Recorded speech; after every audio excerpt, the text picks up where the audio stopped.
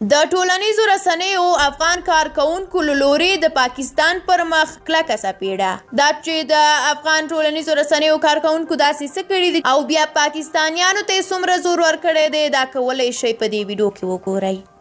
له څو ورځو راهیسې فیسبوک او ټویټر کې پاکستان تحریم کړی کمپاین پیل شوی دی. د جمهوریت ریاست لومړي مرستیال امرالله صالح په ګډون نورو لویو چارواکو هم په دغه کمپاین کې ګډون کړی دی. کارکونکو په فیسبوک او ټویټر کې د پاکستان سنکشن په کارولو سره له ملګرو ملتونو او نړیوالې ټولنې غوښتي دي چې پاکستان تحریم کړي. د دغو کارکونکو په باور پاکستان د طالبانو ملاتړ او د افغانستان په کورنیو چارو کې لاسوهنه کوي. له همدې کبله باید ملګري ملتونه دا هیواد تحریم کړي. دا کمپاین د ملګرو ملتونو د امنیت شورا تر ځانګړي ناستې مخکې چې د زمري پر 15مه وشوه پیل شو، خو نن دوشنبې ګړندی شو. دا هاشټګ په فیسبوک او ټویټر کې په ډیر کارول شوي ټرند اوښتی دی. دا هاشټګ د دوشنبې تر غرمې پورې په ټویټر کې تر 140,000 او په فیسبوک کې بیا تر 1000 کارول شوی دی.